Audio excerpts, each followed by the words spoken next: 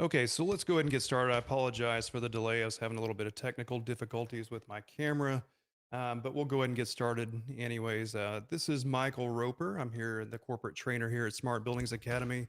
And today, what we're going to do is we're going to have this podcast called The Current State. We're going to talk about how electrical fundamentals drive building automation. Okay, so I want to start off with our presentation by an article that I was reading yesterday that's very interesting that pertains to our industry. And it's talking about the growth rate and how our industry is growing and how electricity pertains to that, specifically energy management and utility cost. And that's what kind of what we'll be focusing on today. And one of the topics we will be focusing on is a little bit of how buildings consume energy. Now, in this article here, this is estimated that a large amount of revenue is going to be coming into the building automation industry for the next 7 years or so, up until 2030. We're going to be expecting to see a growth rate, a compounded growth rate of 11% each year of an increase into our industry. And that's mainly what they say here in this article is based on utility energy management, all these energy management agendas that we have out there. It's going to be very important to understand electricity and how it pertains and how it affects our industry.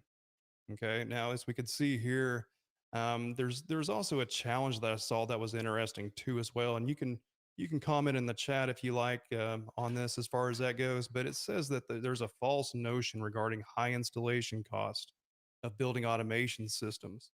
Now, that might seem untrue if you think about it, because we're experiencing a higher labor rates in our industry for building automation technicians. We're also experiencing shortage of labor in our industry. So that's going to raise the labor cost of our technicians and engineers and project managers in our business. Now, that could be true if you think about it, if you're considering the tax credits that commercial buildings are getting, and also perhaps the rebates they might be getting from their local state and city governments. So that could help out with these high installation costs for the building automation systems. So today, what we're going to do is we're going to focus on the basics of electricity and how it pertains to the building automation industry. So we're going to review the basics of electricity and circuitry. We're going to dig deep, and we're going to just get to the basics on that before we get to some other topics. We're going to talk about difference between AC and DC voltage and how they pertain to different control signals in BAS systems. And then we'll explain how the signal conversion calculation works for input and output signals. And then last, we're going to go over how commercial electrical rates are calculated for commercial buildings. Okay. All right. So first, let's start by reviewing the basics. I know most of you probably know this already, but it's always good to review it before we go any further. Okay. So the electricity basics, we got three variables that we got to consider as far as the basics go. We have voltage over here on the far left. That's our first variable. And these are all going to pertain to something we call Ohm's law, which we'll talk about here in a little bit. So voltage, when we think about voltage, voltage is an electric potential energy. That means it's going to be stored energy between 2 points. The unit of measurement is going to be a volt, and we use a big capital V to abbreviate voltage. Now, this picture down here, if you're a visual learner, this is a good way to picture voltage. Voltage is like pressure. Okay, so if we have this wire right here, and we have these particles called electrons that are supposed to flow through this wire here, and that's going to be called current, which we'll talk about in a little bit. Voltage is like a plunger. We're putting pressure on this, but nothing's flowing yet. Okay, voltage does not make the electrons flow. It's just a potential that's on there. Okay, so that's voltage. So remember, that's just stored energy. It's just potentially ready to flow. Now, resistance is exactly what it sounds like. Resistance is a property of a substance that opposes the flow of current. All right. The SI unit we use for resistance is ohms. Okay. We call that ohms. We use the omega symbol to indicate ohms. All right. So ohms, as we see over here in this picture, if you're more of a visual learner, it's like holding back the electrons from flowing to be current. Okay.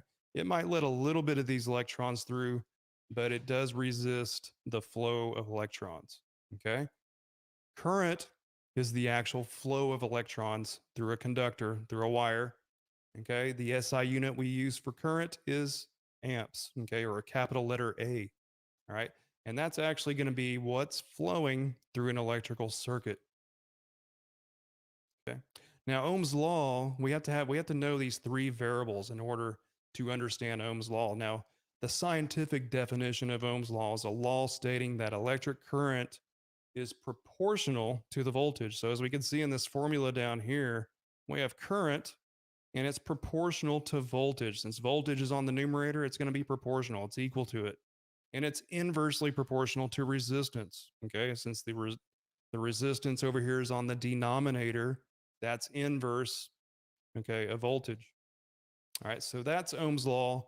Really, you can use the triangle to remember these, or you can, the way I do it is I just VIR, you just remember VIR, okay, VIR, and then you can solve, as long as you have two variables of Ohm's law, you can solve for the one that's missing, okay? For instance, for voltage, we know that it's current times resistance, all right? If we wanted to solve for current, we just divide this or this right side by resistance on both sides, and that's going to give us voltage divided by resistance is going to be equal to current. Okay, so you can use algebra to solve for these to come up with that third missing variable for Ohm's law. Okay, so remember this, we're going to use Ohm's law a couple of times throughout our presentation today, or a podcast. Okay, so let's talk about a circuit. So a circuit, we deal with circuits all the time in building automation. So what we're going to do here is go over the circuit. So a circuit, by definition, is a complete enclosed path which we can allow electric current to flow through. And there's certain components, just basic components you need in order to make a circuit. So we got to have a conductor. We got to have something that connects each one of our devices to each other. Okay, we call that the conductor or the wire. We need to have a switching device. We need to have something that'll turn this circuit on and off. All right. This can be in our field. This looks like a little switch here. You might see a handoff auto switch in the field. You might see a disconnect switch. Something like that is what you'll see on a building automation controls project. And then we'll have a load device. Okay, this can be like an actuator. It can be a relay. In this example, it's a light bulb. And of course, the most important part of a circuit, in order to make it run or to flow current through it, you got to have an energy source. We got to have a power supply. Okay, this one's a DC battery, it looks like. In our cases, we usually use a 24-volt AC power supply. Okay, but this is the components of a circuit. This is important to understand when we're talking about the basics of electricity. Okay, so there's two types of circuits that we use in building automation. Okay, we got the series circuit. Okay, that's going to be this one over here on the left. This is when all the components are connected from end to end, and we only have one path for the current to flow through it. Okay, so one thing to keep in mind, electrons in a circuit flow from negative to positive. Okay, that's our particles, our electrons. Current's going to flow from positive to the negative terminal. Okay. And that's a series circuit. Now in building automation, we use series circuits a lot when we have safety circuits, okay? Or if we're just connecting a single device, of course, that's just one device, so it's a series, so I guess there's nothing else to connect to it. But if you have multiple safety devices like a low limit or a free stat, or if you have a smoke detector, or if you have a high static limit on an air handler, for example, those can all be in series, a series circuit, and that's how we wire up our safeties on our controls projects. Now, the other type of circuit is a parallel circuit that we see over here on the right. Okay, as you notice, we have two load devices here. These are light bulbs. Okay, but In building automation, a better example would be like actuators. A lot of times we're gonna run actuators to like damper actuators in parallel because we want to use the same power supply to power up each one of those devices versus put a different power supply on every single VAV box. Because if you have a job that has 200 VAVs, that can be quite costly. So this is a parallel circuit. It's got two paths it can go through. Okay. It's got multiple paths. On this one has two, but you can have multiple paths if you wanted to on a parallel type circuit. All right. So this current can flow through this top light bulb or it can go through the bottom light bulb. And the nice thing about a parallel circuit is if one of these light bulbs burns out, there's still a path that current can flow. It can still flow through the top one because both of these light bulbs have a common positive and a common negative point to them. Okay. They're both have the same polarity on those points. Now, parallel circuits, like I said before, we use those when we want to wire a bunch of devices together using a single power supply, for example. Series circuit, let me back up and talk about the safety aspect of it.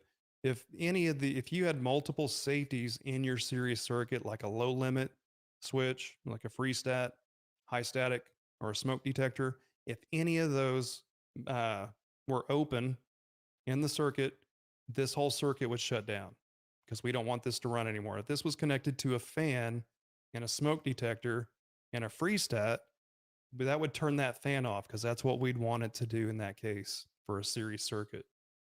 Okay. So if any of those conditions are true, any of those safeties are active, we want the fan to shut down or we want something to shut down. Okay. So that's what we use series circuits and parallel circuits in building automation. Okay, let's go to the next slide here. Let's talk about AC and DC current. Okay, so AC current, and we use AC current a lot for our power supplies when we power up our unit controllers and other end devices like actuators. So let's talk about what AC current is. So it's alternating current, and this is going to cycle from a positive pole to a negative pole. All right. Now let's look at how it works on a sine wave. Okay, so we have something called a cycle. Cycle is when we have a complete set of positive and negative values. This sine wave's got to complete one cycle. So we can go from crest to crest on a sine wave. Okay.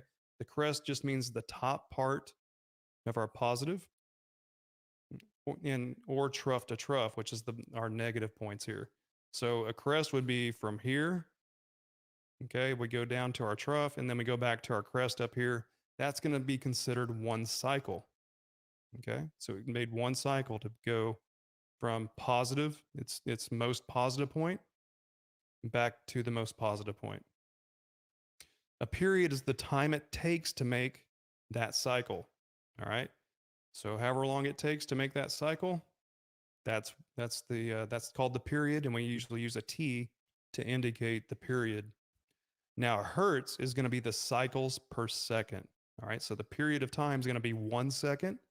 And this is going to be the number of cycles. Now, the number of cycles we have in the United States and North America, anyways, is 60 hertz. So what that means is this is going to run 60 times in 1 second. It's going to complete 60 cycles in 1 second. Okay, frequency, it's calculated 1 over T. So usually the T will be a 1 second per second. So there you go. That's how we would do that part. Okay, let's talk about direct current. Direct current's the opposite of AC. Alternating current will modulate between the positive pole and the negative pole. It'll cross zero.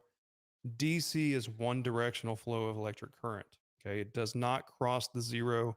It just stays. If this is positive 5 volts DC, it'll stay at positive 5. It's not going to go negative positive 5 unless you hook up your wires. You reverse the polarity on your wires, you might read negative. Okay. Okay, so we use DC to power our unit controllers. Okay. We use a rectifier to convert the AC electricity to DC because we cannot put alternating current into our unit controllers because that would burn those up. Okay. All right, so let's talk about some electrical signal types. All right. So basically, what we have here is binary inputs, is the first one we are going to talk about. So, binary inputs basically monitor conditions of field devices, whether they're on or they're off. All right. So, an example is going to be like a control relay. There's other types of binary inputs that we can use here as far as that goes. This should have been a binary output, actually. I don't know why. Okay, disregard this. This should have been binary output. I am so sorry about that. My next one's going to be binary input. Let's just roll with this though, okay? Imagine this says output. My bad. So this monitors, this actually turns on devices, whether they're on or off, okay? The control relay does this particular task, and this is how we would usually hook up. This is an example of how we would hook up a control relay to turn on a fan or something like that in the field. So this is going to be our field controller over here. And these are going to be our binary outputs on our unit controller. And the way we hook this one up is with an external power supply. Now, sometimes you might be able to directly send 24 volts AC to this relay. But in this case, we're going to use a transformer. Okay, so what we're going to do is we're going to hook. This is going to be the positive on the top. This is going to be our common on the bottom. Both commons are going to attach to right here at this point. This is called the coil of the relay. Okay. So whenever this coil receives 24 volts AC, it's going to either, it's going to change it's going to do the opposite on these contacts. So this one over here is a normally open contact that's going out to an output device like our VFD right here. So when we apply 24 volts to that coil, this normally open contact is going to be normally closed, and it's going to tell our VFD, okay, it's time to turn on now. Okay. That's what this coil does here. So in this circuit, the way we have this circuit set up with our external power supply, we're going to run from our unit controller a positive output to our hot on our transformer. And then our commons are both going to go to our coil. Okay. So whenever there's like a little relay inside their controller, and when we tell this one to turn on through our software, it's going to make a complete circuit here, and it's going to allow 24 volts to flow through this circuit here. Okay. Now this is going to be AC, so it's going to be constantly going from positive to negative through this coil here. Okay. Now we'll talk about binary inputs. I was really excited to talk about binary inputs on the previous slide, and I guess I was anyways. So we'll go ahead and talk about it right now, and we'll give you a few examples on what binary inputs look like in the field for our control projects. So they basically are going to monitor field devices, whether they're going to be on or off. All right. So here's some examples of different binary inputs you might see. These are going to be very common, like on air handler units here. So we have an air pressure switch. This detects static pressure in our ductwork. This gives us the status whether it's going to be on or it's going to be off. Okay. We also have something called a freestat. Okay. The freestat, or sometimes known as a low temperature limit switch. This is used to detect temperatures that fall below a set point. This helps us protect our hydronic coils, our chill water coils, and our hot water coils. This is considered a safety device. So is our air pressure switch. It can be considered a safety device too as well to protect our units. We have a damper in switch over here. These are common if you want to know the status, if the damper is open or closed. Now, a lot of modern actuators, you can buy feedback inside those actuators to detect if it's open or closed. Or if you want to do it a mechanical way, you could do it with a damper in switch. As you can see here, this damper in switch is a probe type. And what it's going to do is this little probe right here, when this damper goes up and down, it's going to push that probe either up or down. Okay. And there's a little switch inside here that'll detect what position that probe is in. Okay. There's other types of damper in switch. These are like the roller type switches. These have got like a mercury substance in it that'll detect what position it's in. You basically will put this little round circular piece right here around the shaft of your damper control damper over here, and it'll actually detect what position it's in. Okay. Now, binary inputs are very easy to wire. They're super simple. It's just like two wires from your controller to the device. Okay. This one over here is an example of a binary or binary input that's normally closed over here. Okay. So at rest, when nothing's happening, it's normally closed. On the static pressure switch, if we're not exceeding our set point, our static pressure set point, it's going to stay normally closed. Okay. And then we're going to set up our controller saying, okay, if it's normally closed, we don't have an alarm at that point. All right. Now, if the static pressure switch opens, it's going to open up this contact right here, send that signal to our BAS unit controller saying we have an open circuit here, and then it's going to indicate that there's an alarm. Okay. Same thing goes the opposite way with a normally open type device. Okay. Binary input device. At rest, when nothing's happening, it's going to be normally open. Okay. We can use this for the damper in switch. We'll say the dampers are fully shut, normally open. And then when this probe goes up, it'll close the contact here because of this roller switch. And then it'll send a signal over here saying, okay, our dampers are now open. Okay. So that's how that works on a binary input. Okay, let's talk about analog inputs. Now, analog inputs are a types that accepts continuous analog signals. That means it can be anywhere from 0 to 100% in between. Binaries are just on and off, okay, 1 or a 0, and that's all you get. Analog, you can get anything, any number, okay? So that's what that basically means. Now, temperature and relative humidity sensors are very commonly used in our controls projects. Okay, down here are some examples of some zone temperature sensors. These are the ones you mount on the wall. All right. The middle here is some zone or some temperature sensors and humidity sensors that you can actually mount in the ductwork. Or we have one over here that we can mount on the outside of the building if we want to take outside air measurements of the temperature or the humidity. Okay.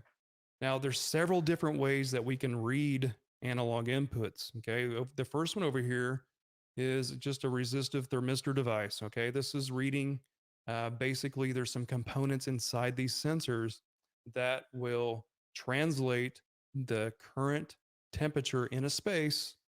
Okay. And then it'll change the resistance called a thermistor within this device. And then that resistance will send a signal to our building automation controller. Now, depending on what resistance is being fed to our controller, that's going to relate to a certain temperature. Okay. So that's how that works on the resistive thermistor device. We also can do it two different other ways here on the analog input with our CO2 sensor, for example. Okay. So these can be read through voltage inputs, or they can be read through current inputs over here. So the current input, this is the way we'd wire up a current input because it's got to be more like a circuit. So if we have our power supply over here, this is going to go to our power on terminal 1. This is going to be our CO2 sensor terminals. This is going to be our unit controller up here, our DDC BAS controller. And we're going to hook our common from our power supply to the common on the unit controller. Okay. And then the CO2 output's going to come. This is going to be our reading on terminal number 2. That's going to go into our analog input on our unit controller. Okay, so these are going to be our analog inputs here. This is our positive, the CO2 out, and then the common's going to be our negative on that. Now, this sensor actually has a combination of a resistive thermistor device. Okay, we got 2 of those right here, actually just 1. Okay, we can read temperature within this sensor too as well, along with CO2. They call that a combination sensor, okay, or a combo sensor. Okay, that's how you would wire this up for current. So it's really important when you're wiring these devices up that you check the manufacturer's wiring instructions because they're not all the same. They vary a little bit. So you might always want to double check those. The other one we have here is a voltage. And this is how we'd wire voltage. Basically, 24 volts goes to our 24 volts on our sensor. Our common, we're going to wire this. We're going to make a splice right here. We're going to wire nut, or you can actually make your common from your power supply, go to terminal number 2, and then go to terminal, the negative terminal on your unit controller up here. Okay. And then your CO2 output's going to output on 5 in this case. All right. Now, in this particular CO2 sensor, these have dip switches that's inside those. I should add a picture of these. But depending on how you set your switches inside that sensor, will indicate if you want to monitor voltage or if you want to monitor current. So there's a lot, some of these sensors can do a lot of different things. They can monitor 2 different inputs, types of inputs. They can monitor temperature and CO2, and they can also read based on current or voltage. Okay, so there's a lot of different options there that you can do that with. Okay, carbon dioxide, just have a definition that I forgot. Everybody probably knows what CO2 is. Carbon dioxide detects the levels of parts per million in building spaces. Okay. Okay, so let's talk about analog outputs, our last control signal. Okay, so this is going to be a type of output that generates a continuous analog signal. Okay, we're outputting the signal. These are very common on actuators. Okay, these are used to open and close valves and can control dampers. That's what we use these a lot on. You can also use analog outputs to modulate speed on equipment like variable speed drives over here. Okay, we can modulate this from anywhere from 0 to 100% on our frequency. Remember, we said our frequency was 60 hertz in North America. So we're basically modulating that frequency depending on what speed we want our fan or our pump motor to operate at. Okay. Now, as far as wiring goes, you can wire these outputs 2 different ways. Okay. We can do a 4 to 20 milliamp signal over here, or you can do a 2 to 10 volt DC output. Okay. Now, it's pretty common to use an external power supply whenever we are wiring up end devices in the field, specifically actuators. So this is how you would wire up an actuator if it's a current output from your controller. Okay, so this is going to be a current output. The top over here is going to be our positive, and below is going to be our negative. Negative is going to go to negative on our power supply. Okay, and then that's going to connect to our negative on our actuator. All right. Positive on our unit controller is going to go to positive on our actuator. And then we have positive on our power supply. We'll go to the hot over here on our actuator. Okay, so this is 24 volts AC normally. You can use 110, but it's going to normally be 24 volts AC from the power supply to our actuator. Okay, that's how you would wire it up for current, okay, with an external power supply. Okay, keep in mind that you can put multiple actuators on this power supply right here. Like we talked about before on parallel circuits, you would simply you would just parallel this power supply, the same type of connections here, and just however many actuators you're allowed to put on that transformer. Okay. The other way we do it is a 2 to 10 volt DC. This is the way we'd wire that. So the negative from our controller is going to go to the negative on our power supply, and we're going to make a connection there, or you can actually put it in the terminal of the power supply, and that's going to go back out to our actuator on the common. Positive is going to go positive on our actuator, and then positive on the power supply to the hot. Okay. All right, let's go to the next one. We're going to talk about signal conversions now. Signal conversion is needed in cases that a device may accept only either voltage or it might only accept current. Okay. Now, you need to pay attention to this in your unit controller installation instructions. Okay. Because not all unit controllers are the same. Okay. They all differ a little bit. So this is an example we're going to walk you through. We're actually going to use Ohm's law too to show you how this works. So we need to install a resistor in parallel to the output if we're going to do that. So in this example, we're going to use Ohm's law and we're going to convert. We have a 4 to 20 milliamp signal, but we got to convert that to a 2 to 10 volt signal. So we need to utilize Ohm's law to convert current to the voltage signal. All right. So volts is going to be equal to current times resistance. All right. So if we want to go from 4 to 20 milliamps, we're going to take 4 milliamps times 500. It's going to be our resistance, and that's going to give us a 2 volt reading on that. Okay. Because that's going to be current times resistance is going to be equal to volts. Okay. So that tells us we're going to need a 500 ohm resistor in order to do that. Okay. At the 20 end range, this is going to work out the same way too. 20 times 500 is going to be 10 volts. Okay. Okay, last slide here. We're going to talk about power calculations. This is really important as far as how electricity relates to the building automation industry. Today, you really need to be aware when you're working with your customers how they get charged for power consumption. Now, this is just going to be a basic, we can spend a whole week on this lesson, but I just want to go over some key points here. And this is really the main things you need to pay attention to when you're talking with your customer and meeting with him to schedule equipment to be on and off at certain times of the day. This is really important information here. So, as you recall, our formula for power, which we use watts, is going to be volts times current. Okay. That's how we get power. That's what we call power, and that's going to be in watts. Now, power consumption is expressed in kilowatts usually because we use on a commercial building, they consume a lot of watts. So it's going to be usually in kilowatts. Kilo is 1,000, so that's 1,000 watts. Now, the way commercial buildings get charged is they get it based on what we call demand charge.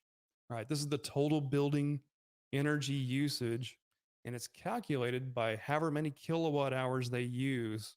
Okay, that's how many 1,000 watts they use in an hour. Okay, times whatever rate the local utility company charges. Okay, as you can see over here in these two examples, the usage for this month for this customer, they use 72,000 kilowatts on their building. Okay, their rate at their utility company was 10 cents per kilowatt hour. Okay, that's how they usually do that. 10 cents per kilowatt hour. That's going to be a charge of $7,200. Pretty simple. It's just straightforward.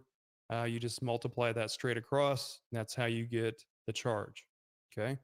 Now let's talk about peak demand. This is really important for your customers to understand when you're talking with them about optimizing the energy efficiency of their building. This is the highest average electricity usage within a defined time interval. Okay. This is how they do it on commercial buildings. This is different than your house. Your house, usually peak demand will just be a higher demand charge based on a certain time of day. Okay. Commercial buildings, the way they're doing it now, they might still do that in some areas in the country, but this is the way they're kind of going to. So they're going to take the highest average electricity usage they used. Okay. And this is going to be for 15 minutes. They're going to see, they're going to just pick a random time, 15 minutes during the billing period, and see what the highest usage was during that 15 minutes. And that's going to be a direct charge to their kilowatts. Okay. Not kilowatt hours times the rate, kilowatts straight through. So as we see in this example over here, peak power demand, if we have 100 kilowatts was used, they took a snapshot, the electric company did at this building. And just imagine, now normally they might not use 100 kilowatts all the time, right? They might just be operating maybe at 70, 50, 75 kilowatts. But for some reason, at one point in time, maybe all their equipment came on at the same time. Everybody's just, all the chiller came on, the rooftops came on, all the air handler fans came on. Everybody turned on the lights at the same time during that 15-minute interval. And that added up to 100 kilowatts. Okay. Now the rate is going to depend on the city and the state and the utility company. All right. The rate for this example was $8. Okay. So you just multiply 100 kilowatt, not kilowatt hours, times $8, and that's going to give you $800 charge for your peak power demand charge. Okay. Now, as you can see, we can compare these two bills right here. This company A over here, their bill was 8 grand, but they used 72,000 kilowatt hours of energy. Okay. Their peak power demand was $800. Okay. Because they used 100 at that snapshot, 100 kilowatts. Company B over here, their bill's $1,500, and they didn't use hardly any uh, the usage compared to company A. They only use 7,290 kilowatt hours. Okay. However, they use the same amount on their peak demand, 100. So they still got charged $800, even though their energy usage was significantly less than company A over here. And so that's a 52% of their bill was peak demand. Okay. Only 10% of this bill was peak demand, but still, you can see how this could really affect a customer over here, because half of their bill could be peak demand charges. So my whole point of this is you really need to, if your customer's complaining about high energy cost, these are the things you need to look at to help them control their building a little bit better. Maybe their schedules are messed up to where they're, first thing in the morning, they're not doing any kind of morning warm up or any kind of staging of equipment. If you can just stage the chiller to come on first, maybe, and maybe a couple of air handlers, if that's allowable in the system, if it'll let it, that will not get that peak value to 100. Maybe it will get to 75 or 60. That would be a significantly less charge they're going to get on their peak power demand. Okay. So things like that. And you can also optimize like hot parts of the day, maybe around, the 3 to 5 or 6 o'clock in the summertime when that chiller is going to be working really hard. Maybe you need to start looking for some ways to decrease the load on that chiller. Okay. If it's a variable speed chiller, maybe compressors on rooftop units, you can start staging some of those down. If it has multiple compressors, anything you can think of to help them reduce their energy consumption and keep that peak power demand very low. That's the key objectives there. Okay. So obviously we could talk more about that. We'll probably make another podcast on just energy management type stuff like this. But that's all I'm going to talk about on this one as far as that goes. Okay, so that pretty much is all the topics we're going to talk about today. I can open the floor now for any questions that anyone might have. I don't see if anybody's in the chat here. Maybe I can learn how to work the chat. I need to learn how to work my camera is what I need to learn how to work. I think I can probably figure out the chat. Okay.